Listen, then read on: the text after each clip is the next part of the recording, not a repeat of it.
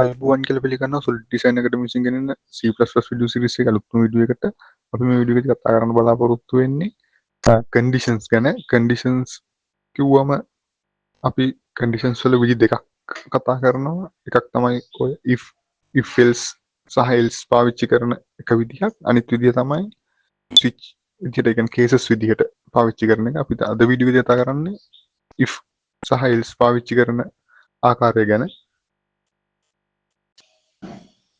හරි, මම මෙතන දැන් condition.cpp කියලා ෆයිල් එකක් ක්‍රියේට් කරගත්තා. මෙතන මම ඉන්ක්ලූඩ් කරගන්නම් ඉස්සෙල්ලාම අපිට ඕන කරන header files ටික. මුලින්ම අපිට IO stream වෙනවා cout c input ගන්න output විදිහට terminal එක print වෙන්න. ඊට පස්සේ string නම් ඕනෙත් නැහැ, suggest කමන්නේ. ඊට පස්සේ මම main function එක ලියා ගන්නවා. main function එක ඇතුලේ තමයි අපිට ඕන code base එක අපි ලියාගන්නේ. ඒ කියන්නේ ඔයගොල්ලෝ මම කලිනුත් කියලා තියෙනවා main function එකෙන් තමයි C++ code එක වැඩ කරන්න පටන් ගන්න. හරි, string එකක් මම integer එකක් ගන්නම්. අපිට දැන් integer compare කරන ලේසි නිසා මම integer එකක් declare කරගන්නවා number කියලා. ඊට පස්සේ අපි user කෙනෙක්ගේ input එක ගන්න මේක ලියාගමු. ඒ දෙන input එක අනුව මම මෙතන suggest වෙනවා ඔටෝම suggest වෙන part එකම ගන්නම්. මෙතන number user input කරන එක අරගෙන ඒක number කියන අපි declare කරගත්තු variable එකට assign කරගන්නවා. ඒ number එක බිඳුවට වැඩි නම් is positive කියලා print වෙන්න දෙනවා. බිඳුවට අඩු නම් negative කියලා print වෙන්න දෙනවා. නැත්නම් 0 කියලා print වෙන්න දෙනවා. දැන් number එක වෙන්න පුළුවන් ඒවා තුනයිනේ තියෙන්නේ. එක බිඳුවට වැඩි වෙනවා. අපි compare කරන එකත් එක්ක බිඳුව ගත්තොත් බිඳුවට වැඩි වෙන්න පුළුවන්, අඩු වෙන්න පුළුවන්, සමාන වෙන්න පුළුවන්. දැන් මෙතන if වෙනුවට if number එක බිඳුවට වැඩි නම් කියලා if දානවා. ඊට පස්සේ ඊළඟ එක බිඳුවට අඩු නම් කියන එකට if නෙමෙයි දාන්නේ. ඒක එකම ඒකේ අනිත් කොටසක් නිසා අපි else if කියන එක තමයි දාන්නේ. මෙහෙම දැම්මොත් වැරදි. හරිද? එතකොට එතන else if කියන එක දාන්න ඕන. මේක නැත්නම් මේක වෙන්නේ. එතකොට මේ දෙකම නෙමෙයි නම් else එක. දැන් මුලින්ම කෝඩ් එක අපි මේක බලමු.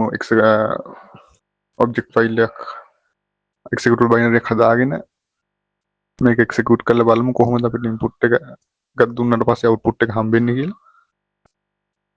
g++ -o හරි. condition.exe එක තියෙනවා. අපි ඒක execute කරලා බලමු. හරි, input එකක් ඉල්ලනවා 10 කියලා දුන්නා පස්සේ the number is positive කියලා ආවා. හරි. හරි, දැන් මෙතන input එක මම input එක දිගට දෙන්න පුළුවන් විදිහට කෝඩ් එක පොඩ්ඩක් වෙනස් කරගන්නම්. මෙතන while loop එකක් දාලා මේ while loop එක වැඩ කරන්නේ කොහොමද කියන එක මම ඉස්සරහදී loops ගැන කතා කරද්දී කියලා දෙන්නම්. මෙතන while true එකක් දාලා අපිට පුළුවන් මේක කෝඩ් එක සදාකාලිකව වැඩ කරන්න. සදාකාලිකව කියන්නේ අපි manually කෝඩ් එක terminate කරනකම්ම මේ while true එක තුළ තියෙන කෑල්ල එක දිගට වැඩ කර තියෙනවා. මම මෙතන ඒක while loop එක ඇතුළට මේ ටික දාගන්නම්. එතකොට අපි එකක් කරගෙන එකක් input දෙන්න පුළුවන්. දීලා මේක readability වැඩි වෙනවම ගන්නට මේ ටික හදා ගන්න.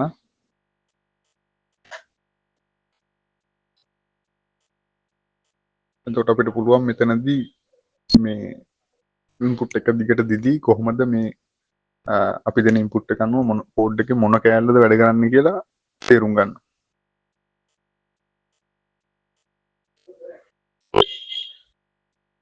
හරි, එතන මේක save කරගෙන අපි compile කරලා build කරලා බලමු.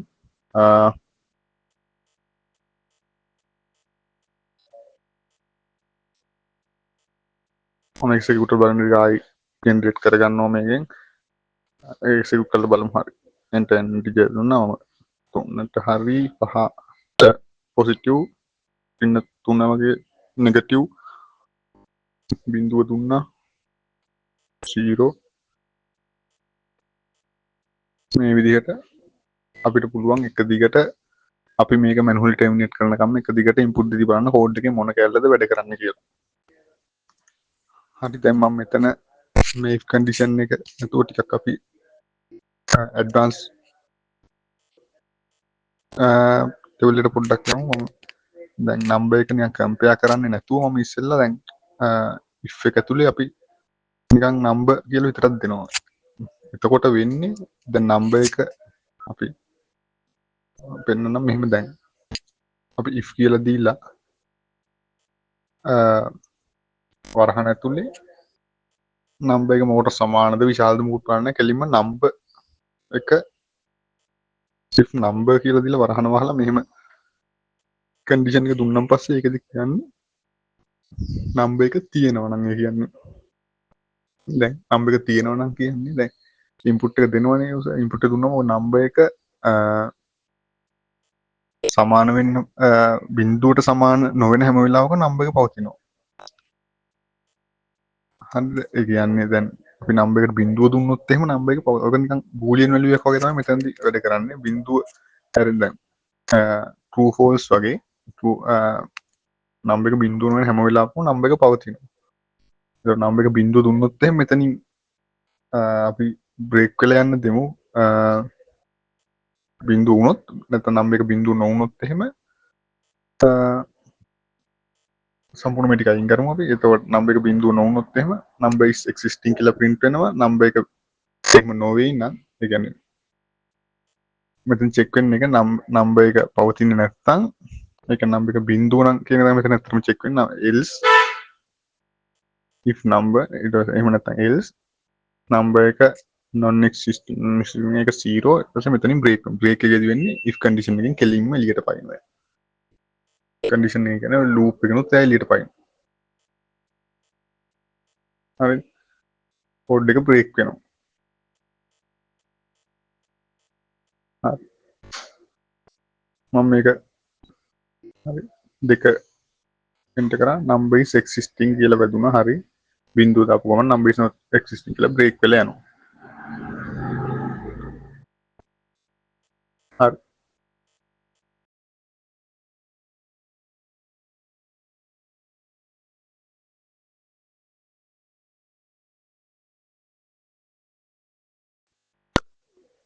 දැන් එහෙම වැඩ කරනවා කියලා අපිට බෑ මේක හැබැයි නම් දැන් මෙතන true false වගේනේ අපිට නිකන් පේන්නේ බිඳුව නම් false අනිත් හැම වෙලාවෙම true. එහෙම නැරෙන අපිට බෑ මෙතන number is true කියන එකට වගේ පාවිච්චි කරන්න බෑ දැන්.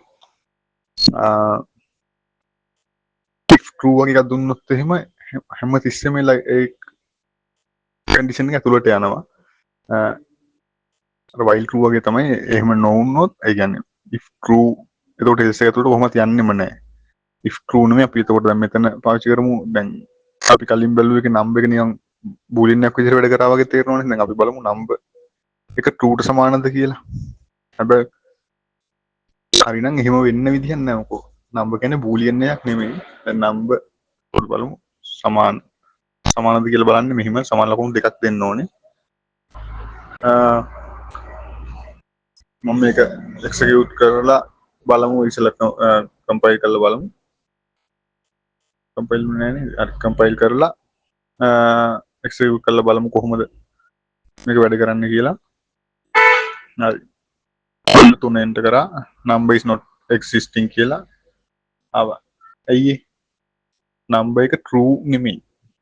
ඒක ඇතුළට යන්නේ මොකද number කියන එක boolean value එකක් නෙමෙයි. ඒක අර if number කියලා දාලා ඒක බිඳුව වුණොත් මේ false කියන්නේ බිඳුව වුණොත් non existing වෙන එකයි මේකයි කතා දෙකක්. හරි. එතකොට මෙතන ඒකත් පැහැදිලි. දැන් මම මේක කැල්ල අයින් කරගන්න. අපි මෙතන number එක මොකද value එකකට සමානද කියලා බලලා එහෙම print වෙන්න දාගමු.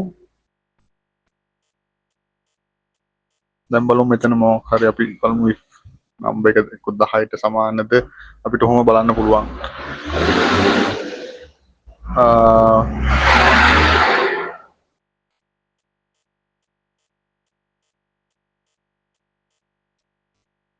එතන අපි බලමු මුලින්ම නම්බර් එක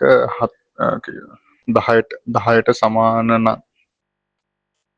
10ට සමාන නම් number is 10 වගේ print වෙන්න දෙමු. 10ට සමාන නැත්නම් not 10 වගේ print වෙන්න දෙමු.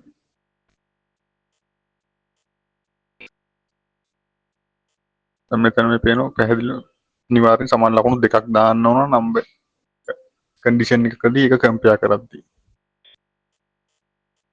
හරි wheel කරලා අපි 5 දීලා බලමු මේක එතකොට number is not 10 කියලා ආවා කෝඩ් එක break වෙලා ගියා. break වෙලා ගියා while loop එකෙන් එළියට ආවා. වැඩ කරන එක නවතිනවා.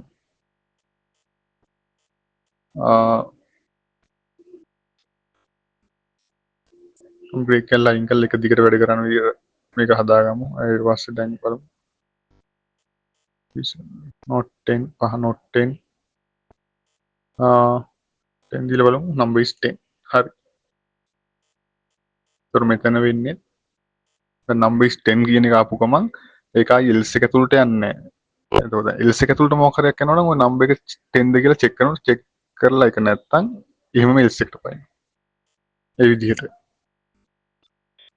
දැන් අපි බලමු මේකට අපිට පුළුවන් තව operators පව ඇඩ් කරගන්න පුළුවන් නම්බර් එක දැන් අපි බලන්නේ 10ද කියලා විතරනේ අපිට පුළුවන්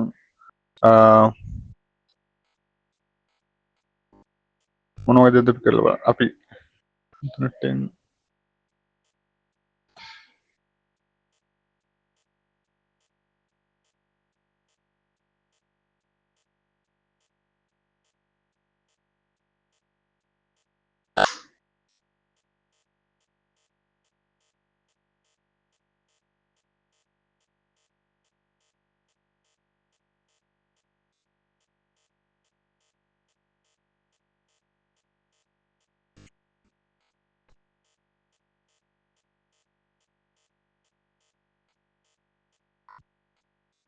හොඳ මෙතන බ්‍රේක් වෙනකොට කන්ටිනියු කියන එක පාවිච්චි කරලා බලන්න. බ්‍රේක් එකේ තුන සම්පූර්ණ ලූප් එකෙන් එළියට අවිල්ලා කෝඩ් එක බ්‍රේක් වෙලා ගියා. වයිල් එකෙනුත් එළියට එනවා. එතන ලූප් එකක් ඕන එකකින් ඇතුළෙන් බ්‍රේක් එක දාපු ගමන් එළියට එනවා. කන්ටිනියු එකේදී වෙන්නේ මෙතනදී දැන් නම්බර් එක 10 නෙමෙයි නම් මෙයා මුකුත් කරන්නේ නැහැ. එහෙම කිසි ප්‍රශ්නයක් නැතුව මේ ලූප් එක ඇතුළේ මේ කන්ඩිෂන් එක වැඩ කර තියෙනවා. මොකද print වෙන්න දෙන්නේ නැහැ. දැන් බලමු.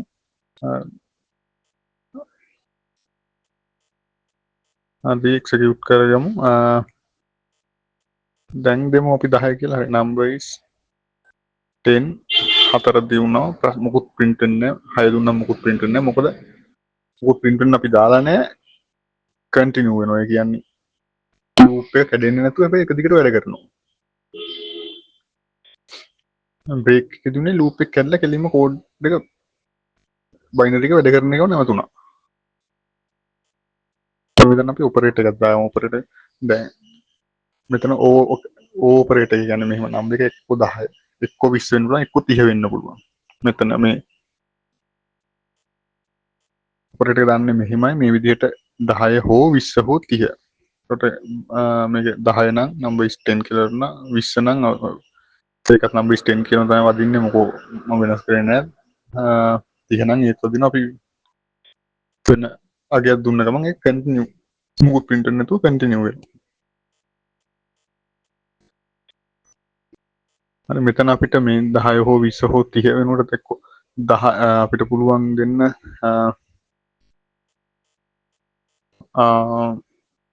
n operator එක පාවිච්චි කරන්න පුළුවන්. ඔයාලට simply පුළුවන් මොකක් හරි එකක් number එකක් 6න් බෙදෙනවද කියලා බලා ගන්න. මොකද කරන්නේ අපි දෙකෙනුයි තුනෙන් දෙකෙන් බෙදනවද කියලා බලනවා. අන්න ඒ වගේ and operator එක පාවිච්චි කරලා පුළුවන් ලේසියෙන් number දෙන input එක 6න් බෙදනවද කියලා බලා ගන්න. අපිට ඒ වගේ try කරන්න පුළුවන්. අපි දැන්ට බලමු මෙහෙම මොඩියුල් එක අරගෙන මේකෙන් කියන්නේ මේ operator එක මේකෙන් දෙකෙන් බෙදුවම පස්සේ ඉතුරු වෙන ගණ. කියන්නේ දෙකෙන් බෙදුවම පස්සේ බිඳුවක් ඉතුරුද කියන එක තමයි මෙතන බලන්නේ. ඒ කියන්නේ නම්බර් එක ඇත්තටම දෙකෙන් බෙදුවද කියලා බලන එක තමයි මෙතන කරන්නේ. හරි නම්බර් එක දෙකෙන් බෙදුවද කියලා බැලුවා. ඊට පස්සේ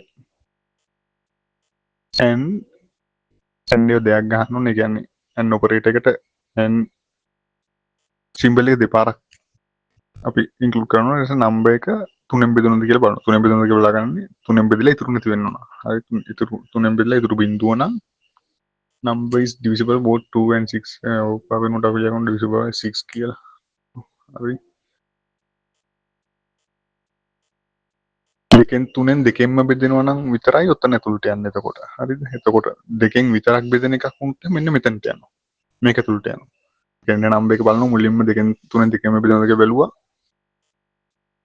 divisible by 6 කියලා ආවා ඒක ඇතුළට ගියොත්. හැබැයි ආ ඊළඟට ඒක දෙකෙන් බෙදෙනවද කියලා චෙක් කර කර ඉන්නේ නැහැ. හරිද? ඒ කෙලින්ම ඊළඟ මේ ලූප් එක ඊළඟ එකට රන් වෙනවා.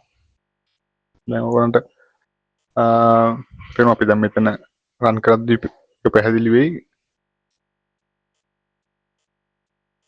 දෙකෙන් බෙදෙන්නේ නැත්නම් තුනෙන් බෙදෙන්නේ නැත්නම් කන්ටිනියු වෙනවා. ඒ කියන්නේ අපි පහ වගේ එකක් දුන්නොත් එහෙනම් මේක කන්ටිනියු වෙනවා. බලමු මේක එක්සිකියුට් කරලා. හරි 6 දුන්නා ඒක divisible by 6. 12 දුන්නා divisible by 6. 18ත් එහෙමයි. හරි 6 දුන්නාන් පස්සේ හරි 3 දුන්නාම 2 දුන්නාන් පස්සේ 5 දීලා බලමු.